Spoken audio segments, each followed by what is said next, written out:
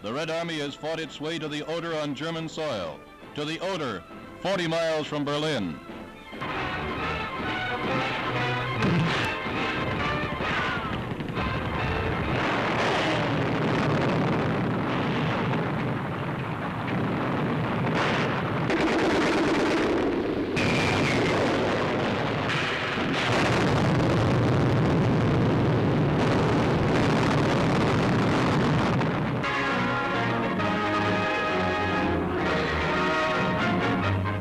In London, the Trades Union Congress met in one of the most important gatherings of world labor ever held. Delegates from 16 countries representing over 40 million trade unionists met to discuss 5 principal questions: the furtherance of the Allied war effort, the attitude of the trade unions toward the peace settlement, the bases for a world trade union federation, the immediate trade union demands for the post-war period, the problems of reconstruction.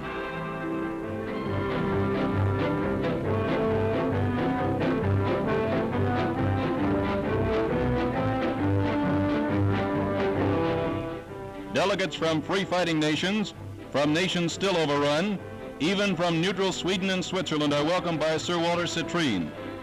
They had already heard British Deputy Prime Minister Attlee tell them there was a world to be won, a world of peace and happiness, of social justice, and the prime requisite for such a world was unity.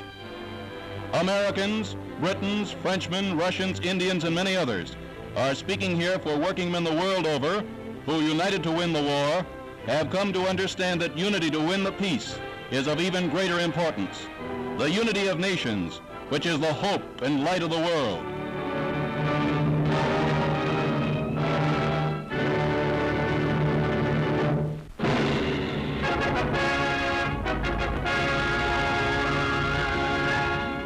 Through the night, ground crews of the American 8th Air Force ready their giant bombers at airfields all over England.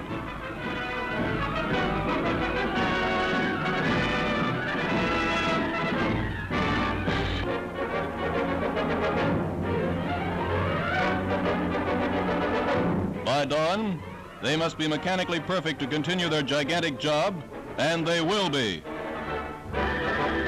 General Doolittle, hero of the first Tokyo raid with his staff, completes minute planning for a specialized blow in Berlin. 1,000 bombers are to strike the heart of the German capital. Targets, enemy control centers. Purpose, to assist the Russians in their onslaught toward Berlin.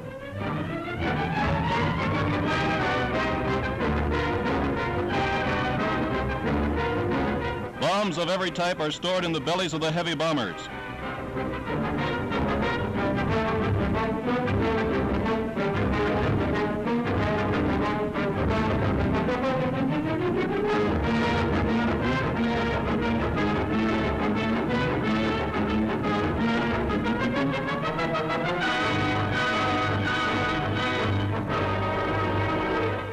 Crews of the 8th Air Force Liberators and Fortresses, scheduled for this, their 15th attack on the German capital, assemble for briefing.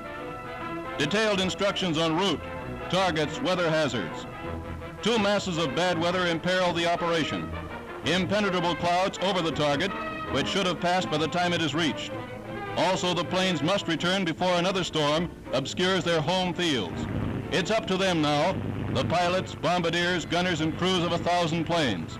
Synchronization of highly trained men and highly perfected machines, each dependent upon the other. Smooth strength in the Union. Wing power, speeding to strike a heart blow at the enemy.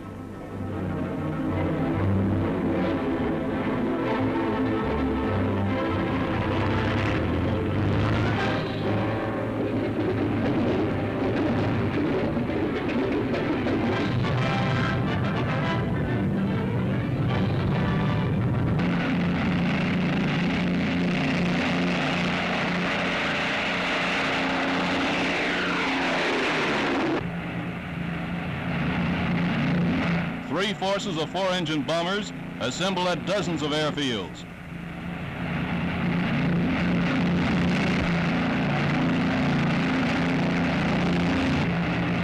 Control sends them off at 30-second intervals.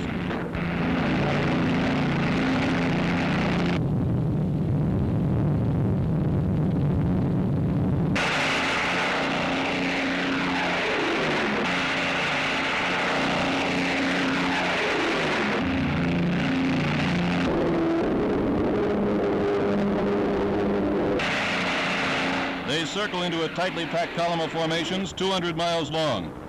Weather is the enemy or ally of strategic bombings. Today's mission is based on the success of split-second planning.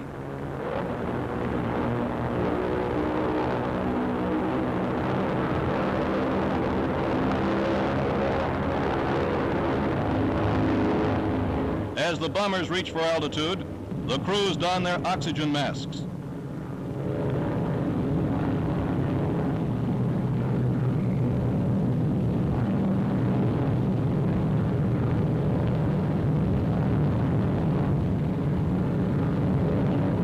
Nearing the target area, a greeting of flak.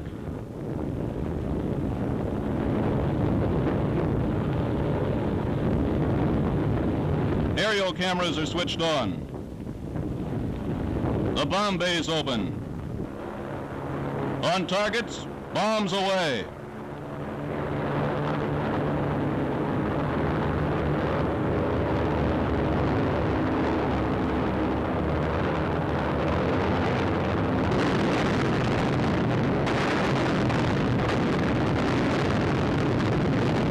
$2,500 tons of high explosives and incendiaries into the heart of the German capital.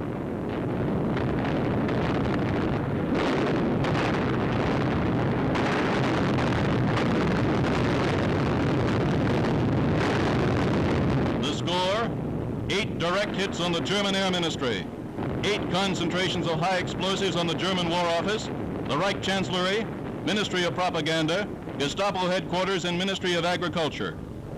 A 2-mile area in the center of Berlin, crumbling and in flames.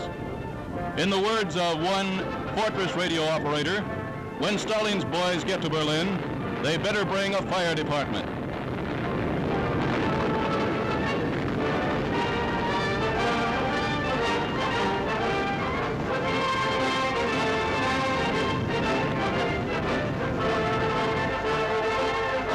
Mission accomplished.